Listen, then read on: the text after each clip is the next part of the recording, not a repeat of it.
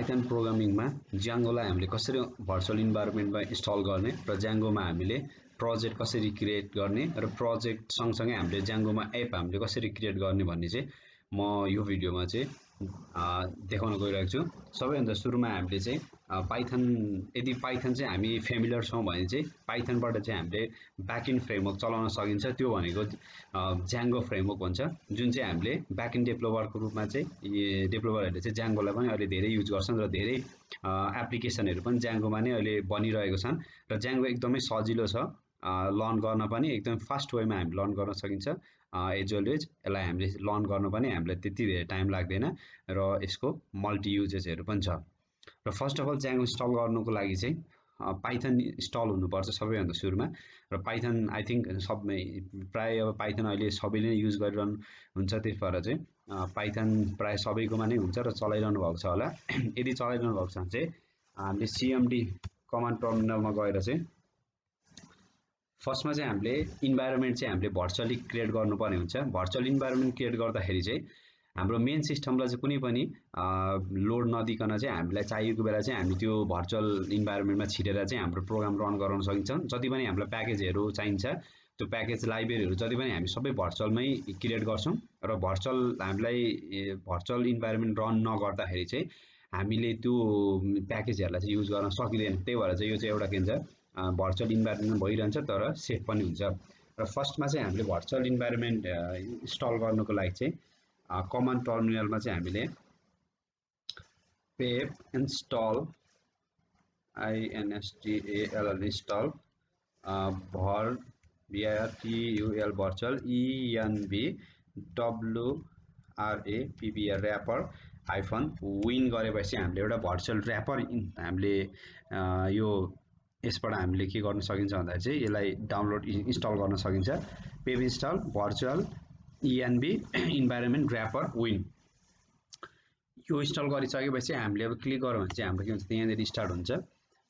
यो चाहिँ मेरोमा अलरेडी त्यो डाउनलोड इन्स्टल भइसकेको छ, त्यही भएर यसमा चाहिँ रिक्वायरमेन्ट सेटिस्फाई भन्छ यसरी यो परेन। अब हाम्रो इन्भाइरोमेन्ट क्रिएट भइसक्यो है, हामी भर्चुअल र्यापर हामीले के गर्नु त इन्स्टल गरिसक्यौँ। सो यो पछिको स्टेप भनेको चाहिँ अब हामीले इन्भाइरोमेन्ट क्रिएट गर्नु। त्यो इन्भाइरोमेन्ट क्रिएट गर्नको लागि चाहिँ फेरि पेप इन्स्टल गरेर चाहिँ हामीले के गर्नु पर्यो भन्दाखेरि चाहिँ जस्तै हामीले यहाँनिर पेप इन्स्टल गर्नु पऱ्यो भने हामीले सिधै के गर्न सक्छ एमके भर्चुअल इएनबी अनि नाम दिनु पर्छ। जस्तै एउटा टेस्ट भन्ने भर्चुअल इन्भाइरोमेन्टको नाम थिएँ मैले। सो मेक भनेको चाहिँ एमके भर्चुअल इएनबी टेस्ट। यो टेस्ट भनेको चाहिँ भर्चुअल इन्भाइरोमेन्टको नाम चाहिँ के दिने भन्दाखेरि चाहिँ मैले टेस्ट भनेर दिएँ। यो पनि मैले अलरेडी युज गरिसकेको छु, आई थिङ्क होइन अलरेडी सेटिस्फाई भन्छ होला। Virtual make virtual environment MKVIRTUAL ENB type गरेर चाहिँ टेस्ट गरेपछि हामीले इन्टर दाबी भन्छ इआर भन्छ यो अलरेडी एक्जिस्ट भन्छ र तपाईँहरूकोमा चाहिँ त्यो आउँछ है। अब यो आइसकेपछि चाहिँ हामीले के गर्नु पर्यो भन्दाखेरि चाहिँ एकछिनको लागि चाहिँ मैले अब कमान्ड टर्मिनललाई क्लोज गरेँ। अब फेरि होइन कमान्ड टर्मिनललाई चाहिँ मैले खोलेँ भने चाहिँ CMD गरेर चाहिँ मैले खोलेँ भने चाहिँ अब तपाईँहरूकोमा पनि आउने यही नै हो। सुरुमा हाम्रो के हुन्छ भन्दा चाहिँ युजर एडमिन यही आइरहेको हुन्छ अथवा तपाईँको नाम के छ पीसीको है त्यही एन्सर आउँछ।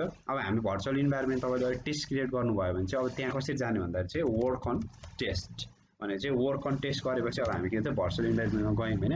अब यहाँ गइसकेपछि चाहिँ सो हाम्रो टार्गेट के त Django इन्स्टल गर्ने हो। अब Django इन्स्टल गर्नको लागि के गर्नु पर्यो भने पेप इन्स्टल Django है। पेप इन्स्टल Django गरेपछि यति कमान्डले हामीलाई के दिन्छ त यहीँनिर हामीले के त डाइरेक्ट Django इन्स्टल गरिदिन्छ है। र Django चाहिँ अलरेडी मेरोमा के छ त इन्स्टल भइसकेको छ। यसले चाहिँ इन्स्टल भइसकेको छ अथवा रिक्वायरमेन्ट अलरेडी सेटिस्फाई भनेको छ मेरोमा अलरेडी त्यो भइसकेको छ है। अब हामीले हेर्नु पर्यो भने चाहिँ यसको भर्जन चेक गर्नु पर्यो चाहिँ हाई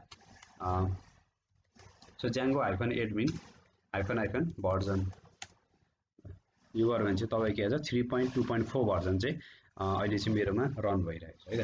अब हामीले चाहिँ प्रोजेक्ट कसरी क्रिएट गर्ने भन्दा चाहिँ Django-मा हामीले प्रोजेक्ट क्रिएट गर्ने हामी सबै कमान्ड यो प्रम्प्टबाट नै गर्न सकिन्छ। त्यसको लागि चाहिँ मैले mkdir है मेक अ डिरेक्ट्री भनेको यो चाहिँ मैले एउटा डिरेक्ट्री बनाउँछु mkdir। त्यसपछि मैले एउटा जस्तै डिरेक्ट्रीको नाम के राख्ने भन्दाखेरि चाहिँ पाइथन Django भनेर राखेँ चाहिँ ल पाइथन Django भनेर मैले राखेँ। अब म यो डिरेक्टरीमा जानुको लागि म के गर्नु पर्यो भन्दा चाहिँ यहाँनिर cd कमान्ड टाइप गर्दा चाहिँ पाइथन अनि यो ट्याब ट्याब प्रेस गर्नुभयो भने चाहिँ अटो आउँछ यसमा। यो गरेपछि म अहिले कहाँ भयो त यहाँ है। अब यसको यो भित्र केही छ कि छैन भनेर हेर्नको लागि चाहिँ dir कमान्ड टाइप गरेर चाहिँ हामीले हेर्यौँ भने चाहिँ सो यहाँनिर के छ त अहिले 0 बाइट छ, यसमा केही पनि छैन है। अब यसको लागि चाहिँ हामीले पाइथन ज्याङ्गोको प्रोजेक्ट क्रिएट गर्नु पर्यो भने चाहिँ के गर्नु पर्यो भन्दा चाहिँ यसमा चाहिँ ज्याङ्गो -admin start प्रोजेक्ट।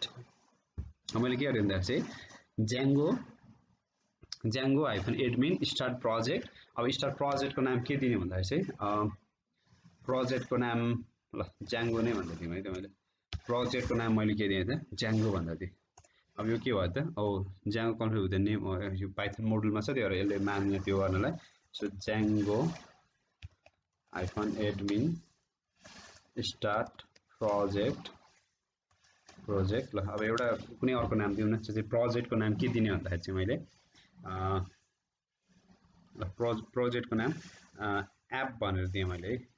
एप भनेर चाहिँ ज्याङ्गो -admin स्टार्ट प्रोजेक्ट नाम जे राख्दा पनि भयो। जस्तै कि एउटा प्रोजेक्टको नामलाई चाहिँ मैले प्रोजेक्ट नै भनेर राखेँ है त ल। प्रोजेक्ट भन्दा पनि यसलाई मैले के राखेँ भन्दाखेरि चाहिँ एउटा प्रोजेक्ट ल स्टार्ट प्रोजेक्ट। अब प्रोजेक्ट नाम जे राख्दा नि हुन्छ। जस्तो कि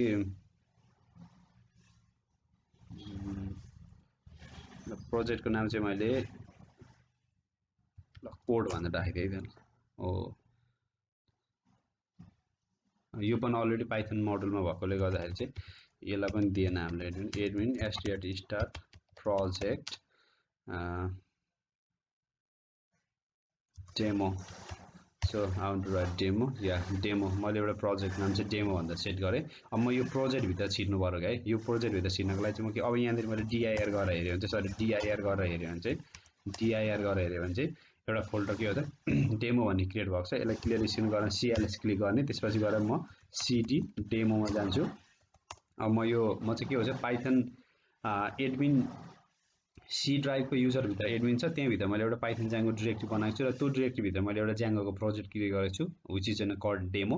अब यहाँनिर म के गर्छु त फेरि पाई manage.py जस्तै कि यो फोल्डरमा केही छ कि छैन भनेर हेर्नको लागि चाहिँ नि, जस्तै कि डेमो फोल्डरमा केही छ कि छैन भनेर हेर्नको लागि चाहिँ हामीले के गर्नु सक्छ भिजुअल स्टुडियोमा यसलाई डाइरेक्ट ओपन गर्न सकिन्छ। कोड अनि स्पेस डट हामीले चाहिँ यहाँनिर क्लिक गऱ्यो भने चाहिँ यो भिजुअल स्टुडियोमा ओपन हुन्छ है। यो हाम्रो प्रोजेक्ट ओपन हुन्छ र प्रोजेक्ट ओपन भइसकेको छ है। प्रोजेक्टमा चाहिँ यहाँ के भएछ एउटा डेमो भन्ने हाम्रो प्रोजेक्ट क्रिएट भइसकेको छ र डेमो भन्ने प्रोजेक्ट क्रिएट भइसकेको छ र यो एउटा manage.py फाइल भन्ने छ है। यो manage.py फाइल भनेको चाहिँ हाम्रो मेन फाइल हो क्या। यसबाट चाहिँ हामीले के भन्छ हाम्रो कोडलाई चाहिँ हामीलाई रन गराउनुको लागि चाहिँ यसबाट रन गर्नुपर्ने हुन्छ है। सबै म्यानेज गर्ने काम चाहिँ त्यसले नै गरेको हुन्छ।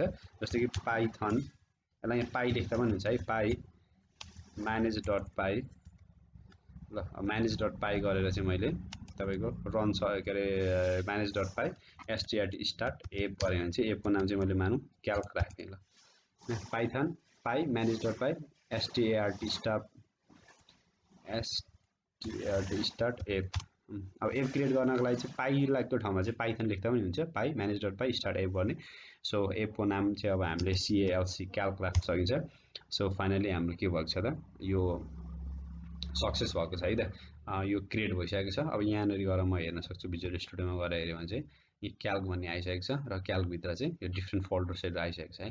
सो अब ओके यसलाई चाहिँ मैले एकचोटि रन गरेर हेरौँ है। र अब ज्याङ्गो प्रोजेक्ट कसरी रन गर्ने भन्दाखेरि चाहिँ पाई manage.py रन सर्भर गर्ने है त ल। यो चाहिँ हाम्रो के भयो त भन्दाखेरि चाहिँ यो हाम्रो प्रोजेक्टलाई रन गराउनुको लागि चाहिँ हामीले के गर्नु त पाई manage.py हामीले लेख्नै पर्ने हुन्छ र manage.py चाहिँ रन सर्भर गराउँछ र रन सर्भरमा थिचेपछि के हुन्छ त यो सर्भर रन हुन्छ अब है। लोकल सर्भर रन हुन्छ, त्यहाँबाट चाहिँ हामीले त्यो हाम्रो प्रोजेक्ट हेर्छ ल। हाम्रो के भयो त यो रन भएको छ र हाम्रो यो साइट चाहिँ कहाँ गएर हुन्छ त यो साइटमा चाहिँ हामीले हेर्नुपर्ने हुन्छ यो http 127 लोकल होस्टमा गएर। अब यसलाई चाहिँ मैले ब्राउजर खोलेँ। सो ब्राउजर खोलेर चाहिँ मैले यसलाई यहाँ पेस्ट हान्दै अनि यसलाई गऱ्यो भने चाहिँ so congratulation the install work successfully congratulation. So यो चाहिँ हाम्रो के त ज्याङ्गोको एउटा पेज आयो क्या, हाम्रो प्रोग्राम सक्सेसफुली रन भयो है। अब यति गरेपछि हाम्रो के भयो त यहाँनिर हामीले हेर्न सकिन्छ।